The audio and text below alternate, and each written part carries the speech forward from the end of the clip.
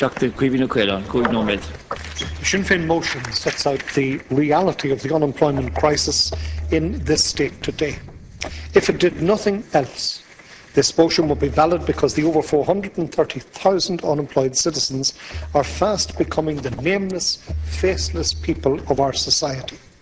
Unemployment is treated by many in the media and by the Conservative political parties almost like the weather, something that we can do nothing about. The only difference is that the weather is more talked about than unemployment. The neoliberal economic outlook sees employment as a byproduct of the main economic activity, which is making as much money as cheaply as possible in the shortest possible time and invariably by the smallest possible number of people. Our view is fundamentally different. We ask, what is the purpose of economic activity?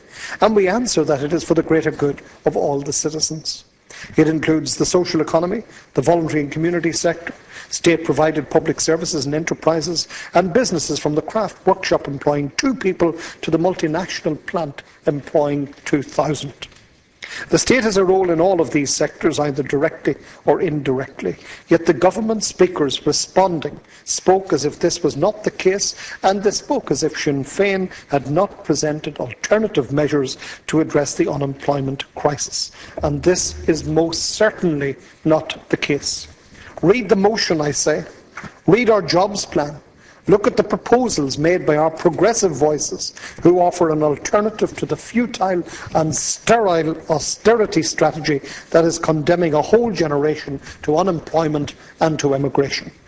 Our motion does identify essential measures to reverse the unemployment crisis, including calls on the government to establish a job stimulus fund of €13 billion, target investment towards projects that will create employment, develop infrastructure and enhance our competitiveness, abolish upward-only rent review clauses, address excessive utility, legal and insurance costs, introduce progressive commercial rates and combat cartels, schemes that will guarantee young people jobs, training or continued education, develop regional targets and budgets to promote job creation and tackle economic inequalities, and work with the Northern Executive to promote an all-island approach to skills, job creation and economic growth.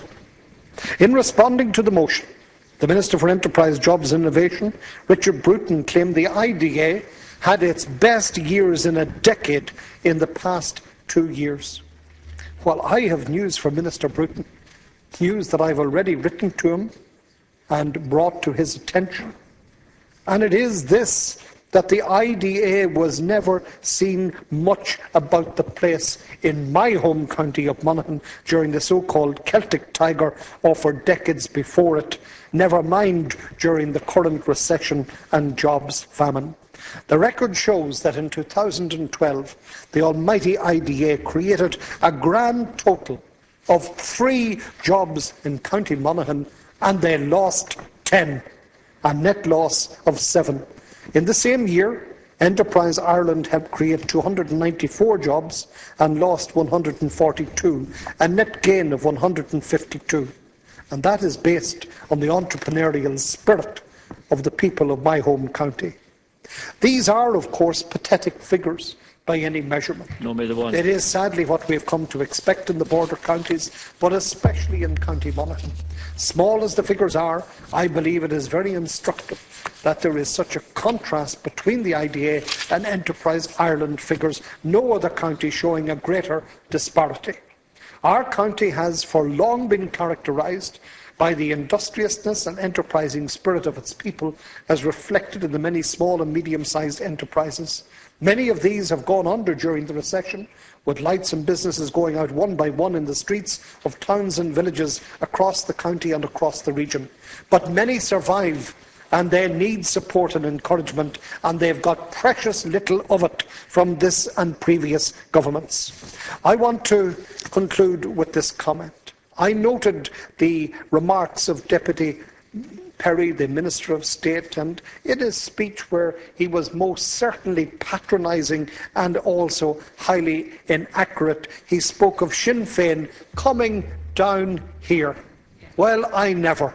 coming down here, and he trotted out the now usual coalition guff that we've had to listen to here again this evening about our stewardship in the executive in the north. Well, let me tell Minister of State Perry and anybody else on the government benches that Sinn Féin comes to this chamber from north, south, east and west of this country, and be damn sure we're here to stay.